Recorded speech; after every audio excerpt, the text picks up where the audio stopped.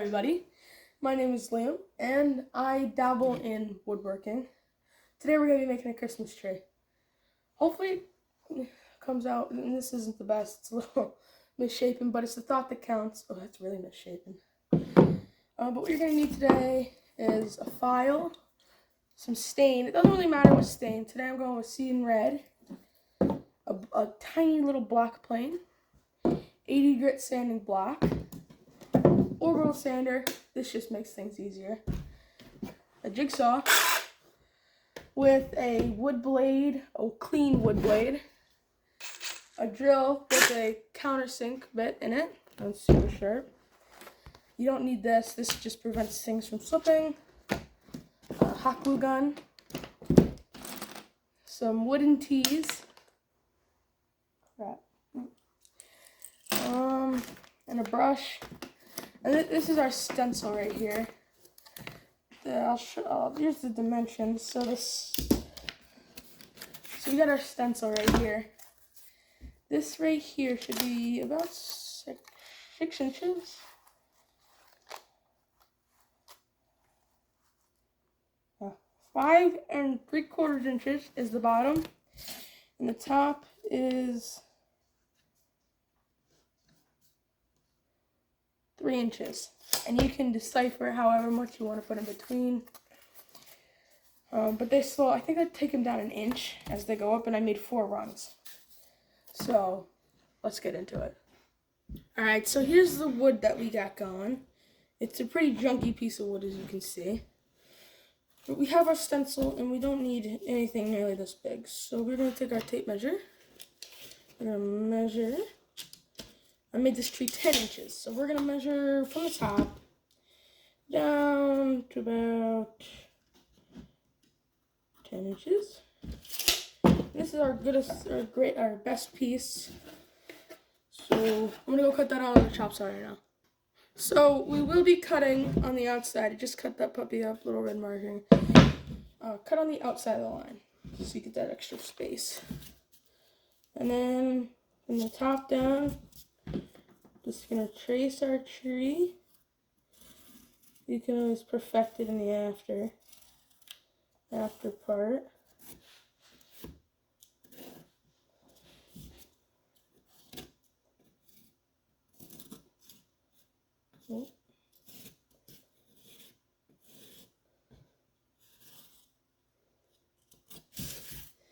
Alright, so there's our tree for the most part.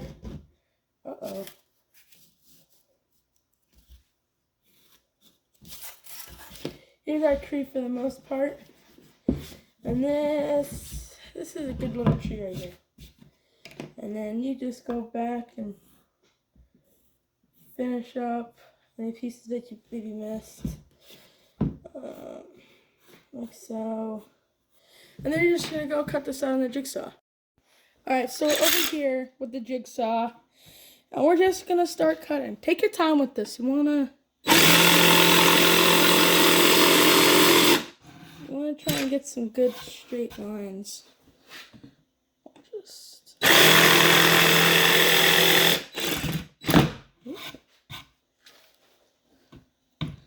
The slower the straight.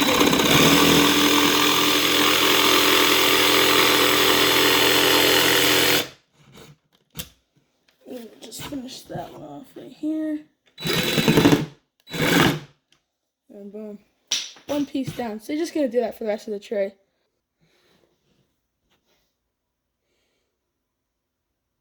And then you're going to come along with your sander. Sand away. You're just going to do that to both sides and make sure that it's smooth as a baby's butt. Now we're on to the other side. Once you get both sides, should be ready to stain. Make sure it's super smooth though, because we want that stain to just go right into those pores.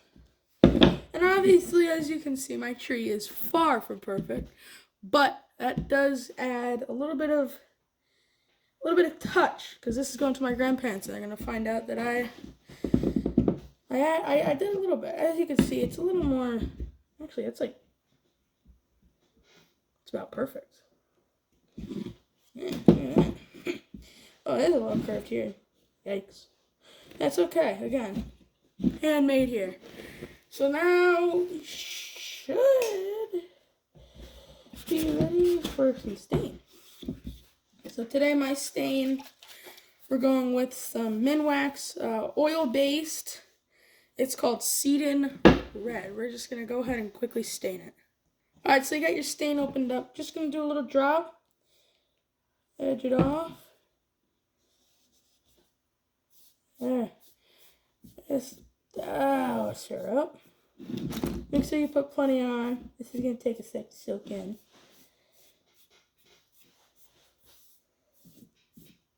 And I usually let my stain sit for maybe 3 minutes, so that wood can really soak it in. But remember, we're countersinking and we're going to do a little bit of hot gluing, so we don't want it to sit for too long. So give it about a minute so it can soak it up, and I'll get right back to you. Alright, so once you get that down, you're going to come in with a rag. It doesn't really matter. First, put on some gloves. Alright, now that you got your gloves on, go ahead, grab onto it, and wipe it off. Look at that. That is holy. And you can kind of see it's soaked in a really decent amount. Now we're just going to do that to all the sides. Flip it over, do it again, do the sides. Make sure you do a little heavier on the sides, but try not to do too heavy up in the crotches, because it'll just soak it all up. And so just make it pretty heavy. In the back, kind of the same thing. So let's get to it. So it's kind of the same process. Once you stain the back, you just gotta let it soak in for a minute. I've been letting it soak for a minute. You can see once some blotches start to show up, sometimes I just want to go over those and hit them one more time. I'm no pro here, but that's what I do and it comes out. Comes out okay. And what you're going to do, same exact thing. Look at that red. Holy moly. It's pretty. And you're just going to wipe it off. Now, we're trying to get out as much as we can, because we are going to have to work off this in a minute. So you're just going to try to soak up all and dry all that stuff out. Look at that. And now you're just going to want to hit the sides. Alright, so we're all stained up on all 4 sides. In the bottom and the top. And make sure that you take the edge of your rag, lay it over it, and try to really get it up inside those notches, because you really want to get as much stain as you can out of there. Once that stays there, it's just going to smell up and everything. So that's it on staining. Keep your gloves on, because we are still going to be working with this. So throw your brush out. You don't need that anymore. Just going to close up your can.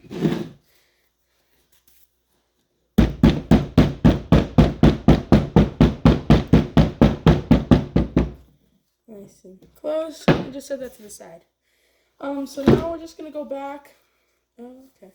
And now we're just going to go back. And we're just going to try to scrub it all that.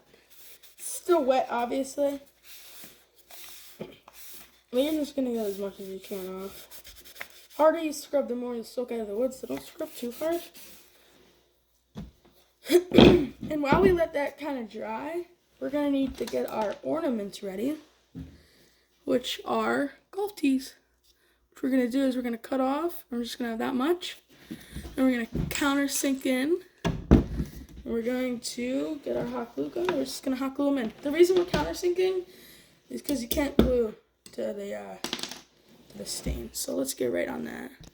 Alright, so the saw... So the saw we're going to be using is this Japanese saw. I forget what it's called. Cut my glove. I forget what it's called. I'll look it up later. But it comes with 2 sides. It comes with a fast cut and a clean cut side. And we want the clean cut side. So what we're going to do, you're going to take your tee, you're going to put it in your vise, your bench vise. And you're going to put it, and then you're going to want to try to leave Doesn't really matter how much you leave. It's just you want to leave enough. Even though it's a little too big. Right about there. You want to get clean cut. Slowly but surely. You're going to end up with something a little bit like this. So you're going to take your sanding pad. You're going to sand it down a little bit. Get that edge off. Like that. And you're just going to make 10 of these. Pretty easy. I can do 2 at a time sometimes. Just take your time. Make sure you don't cut them too short, or they will end up not looking good when you put them in a tree. Alright, so once you got about 10 of these guys, make sure you sand them all. This one. There we go. Once you got all of those, you're going to do, you're just going to take your countersink bit and put it wherever you want. I'll put mine higher up. Take it down. Now, try not to go too heavy. You want to make sure you can get that in there. And that one fits pretty good. So what you're going to do is you're going to take your hot glue gun. Make sure it's hot. And you're just going to dump a little bit of glue in the hole. Right like so. And you're going to hold it. If you don't hold it, it's not going to bond. And you really want it to bond. So, alright, once it's bonded like that, just going to do that for the rest of these. And try to make them mix match. And kind of everywhere. Don't try not to line them up. It doesn't look as good. Trust me, I've tried. I'm going to put one right another notch. And you're just going to push really hard. Try to use not as much glue as you physically can. Try not to dump half the glue gun onto it, because then you'll end up kind of like this one, where you can clearly see some of the glue spots. Doesn't really matter. No one really care unless you're selling these online or something. But now you're just going to place another one right there.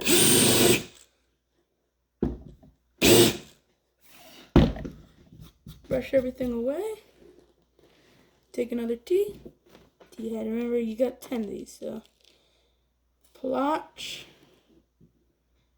Oh no. And insert in.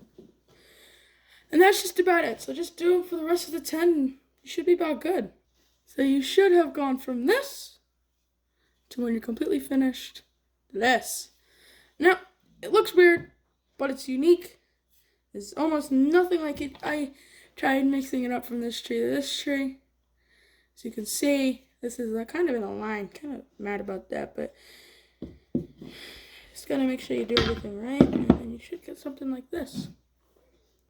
So I do really hope you guys enjoyed this little project that I got here. You can make any colors, any combinations, put the tees, any color tees. If you want to, I had the idea at first to do dowels. You cut tips off of the dowels and you sand it over and you make it round, and you make whatever size ornaments you want. Don't have to countersink it. You can really mix it up once you get the frame done. And if you want to, I'd highly recommend putting signatures somewhere on the back. And you can make like a stand if you want to. Or I usually just put like a hook right in the back right here. And that just means you can like hang it on a wall and it'll just look really nice. Or you can just lean it up against a nice little thing. So I hope you guys enjoyed this one. Probably not many people are going to see this, so just have a Merry Christmas, and